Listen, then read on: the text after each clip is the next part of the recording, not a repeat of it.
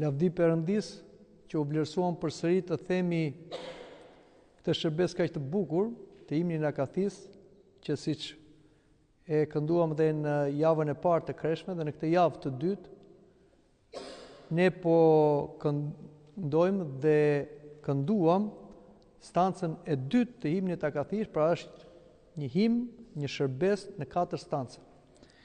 Dhe në qoftë se dëgjuam me vëmendje, stanca e dytë na flet për mrekullinë e madhe të lindjes së birit të Perëndis nga Virgjëresha Mari. Një lindje binatyrore, ku biri i Perëndis me urdhër të Atit, me anë të Shpirtit Shenjtë, nëpërmjet Virgjëreshës Mari u bë njeri.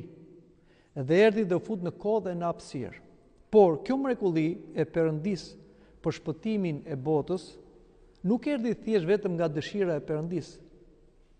Pavarësisht se Perëndia ishte iniciatori, shkaku i parë i kësaj mrekullie, por erdhi dhe nga bindja e përulur e Virgjëreshës Mari, e cila në emër të gjithë njerëzimit i tha po kryegjit Gabriel, i cili e ungjillizoi atë. Dhe kështu biri i Zotit qëndroi 9 muaj në placentën e Virgjëreshës Mari, mori elementi gjenetik njerëzor prej saj, pa far buri, pra pa mëkatin stëgjëshor, dhe lindi si Perëndi njeri. Një mrekulli e jashtëzakonshme. Jo vetëm lindja virgjërore është e jashtëzakonshme, sepse është një rast unikal në historinë e njerëzimit që një vajzë e virgjët të lindë një fëmijë pa burr, por mbi të gjitha Zoti bëhet njeri.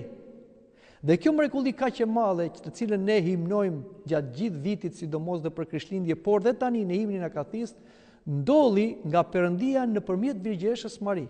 Ajo pra e bëri të mundur këtë mrekulli.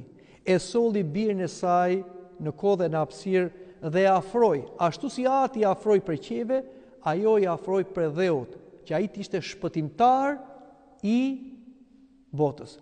Dhe kjo është mrekullia të cilët neve si pas stancës së dytë e himnojmë sot, që çuditi barind, magët, të cilët u lajmëruan nga një yll, dhe ai yll ju tregoi vendin ku ishte foshnja. Dhe ata kuptuan se ai foshnje nuk ishte thjesht si gjithë fëmijët e tjerë, por ishte ai që ka krijuar qiejt dhe tokën dhe e adhuruan. Dhe magët janë përfaqësuesit e kombeve, të cilët erdhën dhe adhuruan foshnjën dhe nderuan nënën e Zotit. Janë ata të parat që përbëjnë atë që quhet populli i krishterë, i cili vjen nga gjitha anët e botës dhe adhuron birin e Perëndis bërbi njeriu, por nderon nënën e Zotit. Ashtu si bëjmë edhe neve të krishterët në këtë himn Akathist, ku nderojmë nënën e Zotit. Dhe në fund, stanca e dytë mbyllet me atë ku Simeoni priti në krah Zotin. Zotin e bërë njeri. Simeoni tregohet më i madh se Mojsiu.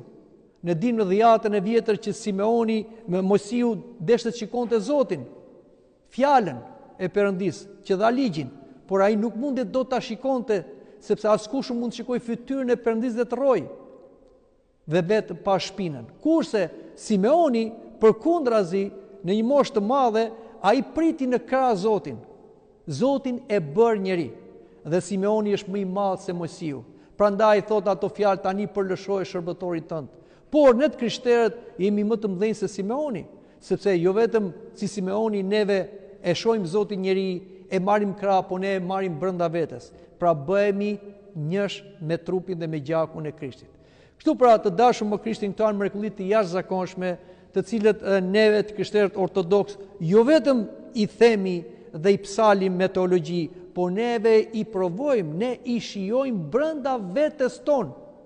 Dhe këto himne që na drejtojmë hylincës gëzojë plote, janë dhe gëzim për neve, sepse ajo çfarë sot është e përmbushur te Virgjëresha Mari, pritet të përmbushet edhe tek ne të krishterët.